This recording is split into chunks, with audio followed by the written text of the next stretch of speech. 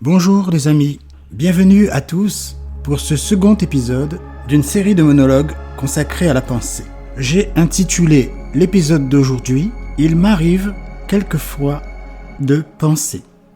Si vous restez bien à l'écoute jusqu'au bout, vous comprendrez pourquoi ce titre dans le courant de ce monologue.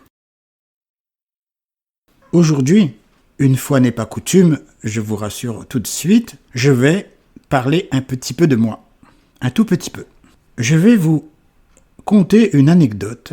Enfin, il s'agit un peu plus que d'une anecdote. Il s'agit en fait d'un souvenir de jeunesse, de cette époque où, comme tous les jeunes hommes, je devais faire le service militaire. Nous étions alors dans les années 80, au début des années 80, et tous les jeunes du pays devaient satisfaire à cette obligation. On pouvait en être dispensé, oui, mais pour de bonnes raisons. Des raisons médicales ou pour une situation familiale bien particulière. Par exemple, un jeune père qui se serait trouvé en charge de famille pouvait tout à fait prétendre à une exemption en tant que soutien de famille. Et moi, qui n'étais ni malade, et encore moins père de famille, cela ne me concernait donc pas. Il faut dire que même si je n'avais rien contre le principe du service militaire, je n'ai toujours rien contre. Service militaire que je considérais au fond comme un devoir, le devoir de se défendre en cas de nécessité. L'idée de passer une année entière dans une caserne ne m'enchantait pas plus que cela. En vrai, cela me contrariait même pas mal. Je dois bien le dire. Mon père, qui voyait à quel point cette perspective me rendait malade, avait essayé de faire quelque chose. Il avait eu l'idée, pas saugrenue après tout, d'aller voir le député de la circonscription qui tenait une permanence locale. Il voulait lui parler, tenter d'obtenir qu'il fasse jouer ses relations pour obtenir que je sois dispensé du service. Il avait choisi le moment opportun. C'était juste avant des élections législatives. Le député l'avait reçu avec courtoisie, avait écouté sa demande avec attention et lui avait promis d'essayer, de tenter de faire quelque chose pour satisfaire à sa demande. Puis les semaines, les mois ont passé et aucune réponse favorable. Un jour, comme je reçois ma convocation pour ce qu'on appelait, je crois, les 3 jours. Les 3 jours d'appel, qui dans mon cas a duré un peu moins que 2 jours complets.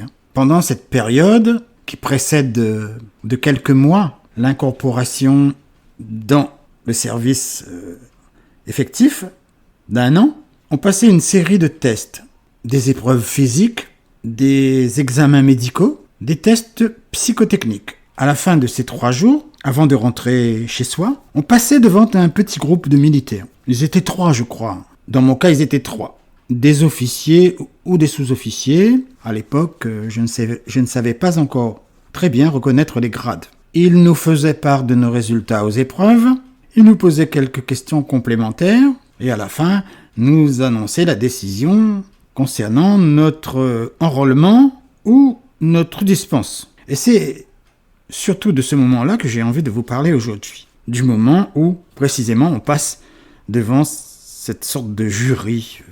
J'avais encore un petit espoir, très mince, certes, un petit espoir qu'on me dise « Bon, toi, après examen, tu n'as pas besoin de faire ton service. Tu es dispensé. » Quel soulagement cela aurait été. Oui, je sais, je rêvais un peu, mais bon, j'y croyais encore un tout petit peu quand même. Alors, j'ai tenté d'abord de présenter un argument de type, disons, économique. Je leur avais expliqué poliment que j'avais grand besoin de travailler, que mon désir était d'entrer rapidement dans la vie active, et que 12 mois dans une caserne, franchement, cela constituerait pour moi un véritable obstacle. Je voyais bien que ce que je leur racontais ne leur plaisait pas du tout. Ils me regardaient, l'air étonné, agacé même. Je crois qu'ils pensaient, dans leur fort intérieur, voilà un type à qui on offre une année tranquille, une année où il pourrait se la couler douce, s'occuper des choses tout à fait futiles, une année où il serait même dispensé de réfléchir, de penser. Et lui, il veut aller bosser, il veut entrer dans la vie active. Il est bizarre celui-là. Bon, pour tout dire, j'ai compris que cette piste-là, elle était morte, définitivement. Alors, j'ai tenté autre chose. Je me suis mis à faire semblant de ne pas bien entendre leurs questions. Je leur avais demandé à plusieurs reprises de répéter les questions qu'ils m'adressaient. J'espérais qu'ils allaient repérer ou croire une certaine surdité. Une surdité que j'essayais d'étaler un peu tardivement, je dois bien le reconnaître. Et je me disais qu'il fallait maintenant m'y employer plus que jamais. Si tu veux passer pour sourd comme un pot, c'est maintenant qu'il faut y aller, mon gars. Mais eux, ils ne l'ont pas entendu de cette oreille.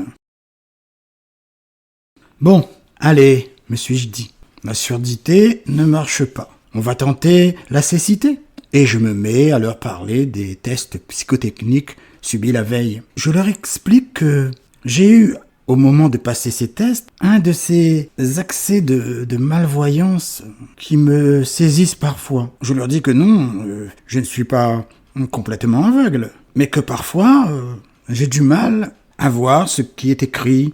J'ai du mal à lire un livre, par exemple. Et précisément, au moment où je devais faire les tests, j'ai eu comme un brouillard visuel. Les lignes, les formes à compléter, les petits dessins, tout se mélangeait et dansait devant mes yeux. J'ajoute, sans trop insister sur ce point, que les résultats n'avaient pas dû être fameux vu les circonstances, mais qu'en aucun cas je n'avais voulu faire preuve de mauvaise volonté. Bref, il s'agissait pour moi de suggérer plus que d'expliquer. Ils se regardaient, hochaient la tête, se faisaient passer la feuille, et on finit par me jeter un regard lourd, mi-amusé, mi-exaspéré. Pas plus qu'ils n'avaient voulu entendre ma surdité, ils n'ont voulu voir ma cécité. Donc, à ce stade, mes subterfuges n'avaient pas fonctionné du tout. C'était comme s'ils lisaient dans mes pensées. Je me suis même demandé, à un moment donné, si j'avais affaire à des hommes en face de moi, ou tout simplement à des détecteurs vivants de mensonges. Alors, j'ai changé de tactique. J'ai décidé de parler vrai. S'ils sont de vrais détecteurs de mensonges, alors autant leur donner du vrai à détecter. Je me suis mis alors à leur expliquer avec mes mots, les termes précis n'existaient pas encore à l'époque, que j'étais ce qu'on appellerait aujourd'hui un grand dyspraxique. La dyspraxie, il s'agit d'un trouble neurologique qui peut prendre différentes formes selon les individus et qui représente parfois, pour ces personnes, un handicap très réel. Et c'était un peu ce qui se passait dans mon cas. Alors, petit aparté, aujourd'hui la dyspraxie est reconnue comme un véritable trouble fonctionnel. La dyspraxie, ou plutôt les dyspraxies, puisqu'il y en a plusieurs expressions, sont aujourd'hui une pathologie officiellement reconnue. À l'école primaire, en maternelle, par exemple, on y fait très attention. On sait que certains enfants ne sont finalement ni paresseux, ni inattentifs, ni désinvoltes, comme on le pensait naguère encore, mais qu'ils sont tout simplement dyspraxiques. Et on en tient compte, on leur accorde désormais un soutien particulier quand la chose est possible. Mais à mon époque, on n'en parlait pas. On ne savait pas. On expliquait toutes ces difficultés d'adaptation, de comportement par autre chose. Par la flemme, la mauvaise volonté, le caractère et la fameuse paresse. Un certain Lionel Jospin a eu parfaitement raison de dire un jour que, la plupart du temps, la paresse était une explication paresseuse des choses. Ma dyspraxie à moi, c'est l'impossibilité d'exécuter une série de gestes coordonnés. Jouer d'un instrument de musique, par exemple, c'est une chose tout à fait impossible. Faire un enchaînement de gymnastique, impossible aussi.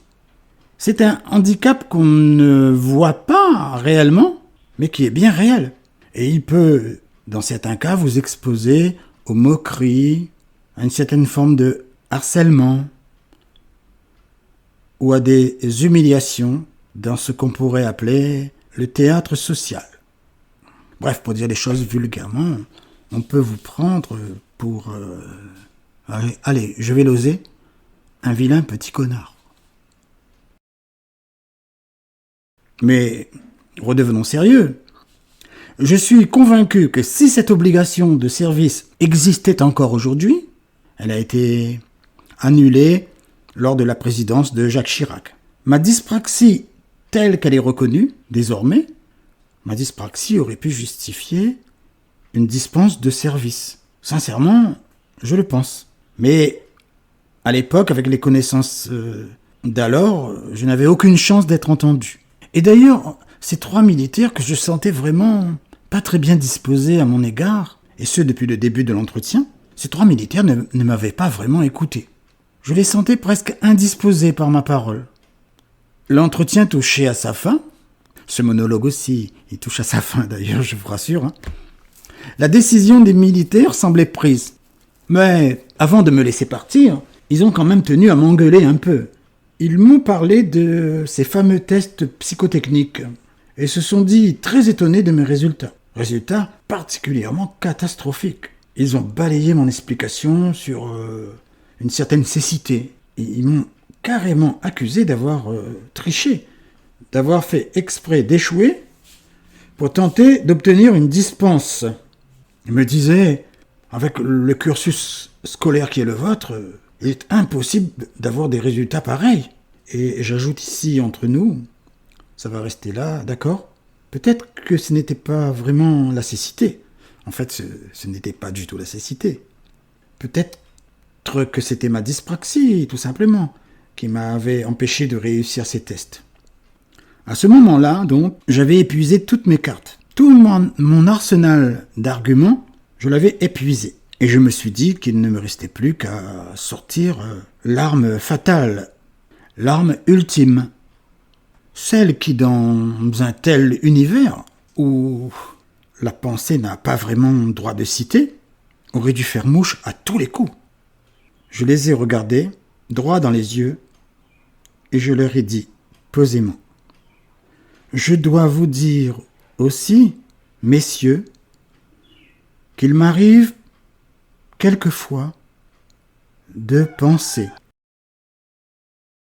Oui, j'avais osé faire cela. Cela me semblait un argument imparable, un argument sans appel. Cette simple phrase, « Il m'arrive parfois de penser », selon moi, devait décider de mon sort. Ils devaient me déclarer définitivement inapte. Ils n'ont pas eu vraiment la réaction que j'attendais.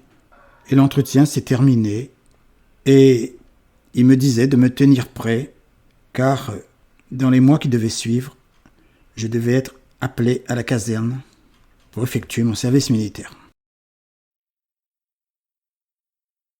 Voilà, mon monologue est terminé. Merci de votre attention et à très bientôt pour un autre épisode.